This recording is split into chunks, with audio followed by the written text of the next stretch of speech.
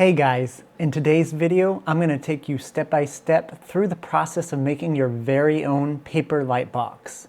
We will be cutting out paper, CNC machining wood, and assembling it all together for a beautiful final piece. Let's roll up our sleeves and start.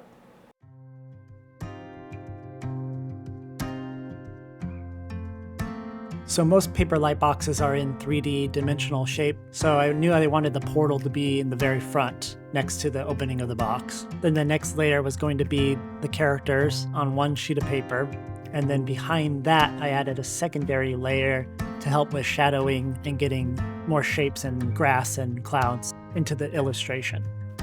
So this is how the final design will look with the light on in the background. And this took me about a day and a half to illustrate because I cannot draw. Then I brought it into Silhouette Cameo, which is a paper tracing program, lets you cut out paper. If you highlight the image and hit trace, it will then add cut lines on the paper that you can print out and have the machine cut out for you, rather than me doing it by hand with an X-Acto knife. And I did that for every layer that I did in Photoshop. So all the white will be cut out, all the black will stay. So then I opened up a program called Carbine Create. It's the same program that we use for the two-tier pastries. And I started etching out the outline of the Meeseeks box based on the illustrations that I had. What's great about the program is it lets you do very simple geometric shapes, which is exactly what I needed. Then came the fun part, which was bringing images from Rick and Morty into Silhouette Studio, tracing them with the tracing program and having them cut out. So here it is in Carbine Create. You just hit import, pick the file, and it imports it right in. Super simple, you don't need to draw anything out.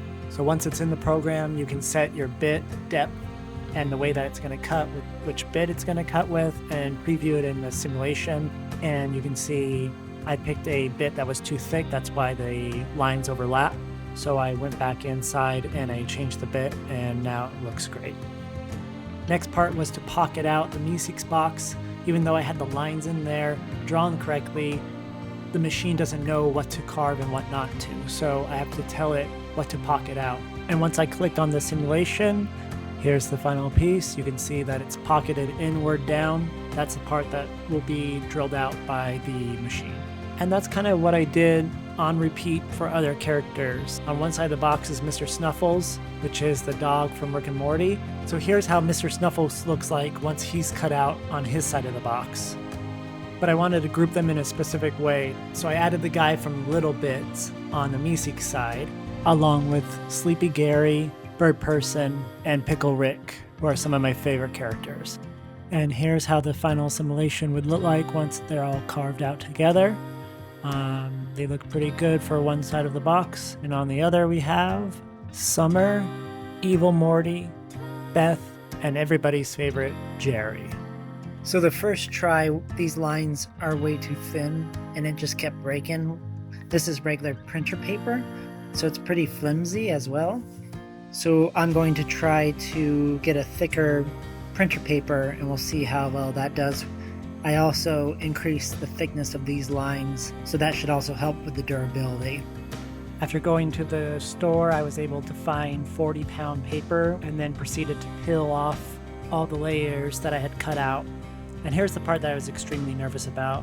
Those flimsy characters, trying to peel them off the glue without ripping it was really, really hard. I tried to cut out another version that didn't have the glue backing on it, but when it cut it through the machine, it would crunch up and rip itself, so the glue was necessary to hold it down in place. In retrospect, if I were to do another one, I would change a lot of design elements, but for the most part, I'm very happy with how this version turned out. So next step was to cut out little strips of foam core and place them on the back in a way that made sense to help support the paper. And then I used this glue to glue it to the paper and the foam core. And then the final product, once it was done, looks something like this, which then if you hold up to the light. After I had the light box cut out and ready to go, my next step was to CNC the wood.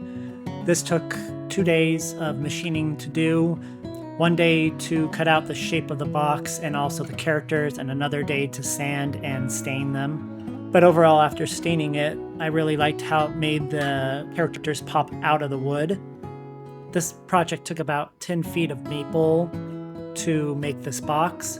A lot of the times I had to start over because either the CNC machine broke or the bit chewed it in a way that wasn't expected. So always when planning stuff like this, buy more wood than you actually need. Okay, so yesterday I used the CNC machine and cut out all the shapes for each side of the box. And then last night before I went to bed, I stained them all. So today I'm gonna be putting them together with the lightbox. So I just stapled on a bunch of the LEDs after I drilled a hole through the back of the box. I'm gonna plug it in and see if it works. So I plugged it in and they all look like they're working pretty good. In 4 pieces of the wood, we put these latches. This will be for the plexiglass in the front, and then this is for the light box in the back where the paper sits into to keep it flush. Then the LEDs sit back here and illuminate it. Okay, so this is the box so far. We built it upside down so that the bottom we could put screws in to fix any of the LED lights, to change out the plexi. So that's that so far. So we put screws on the bottom so that when you flip it over, you won't see the screws holding it. And then what we ended up doing was nailing little tiny nails all into the sides of the box to hold it together. And then out the back has the power cord. Okay, I'm back home and my box is done finally. Took 3 days to build the box and cut out the paper for the machine. So this is it with the light box off. And then if we plug it in, that's with the light box on.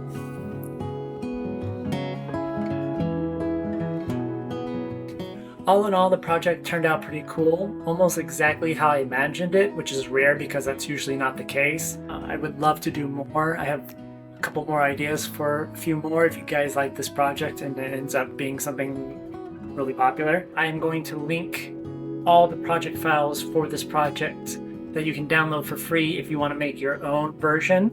Thank you guys so much for watching, and until we see you again, have a good one. Bye.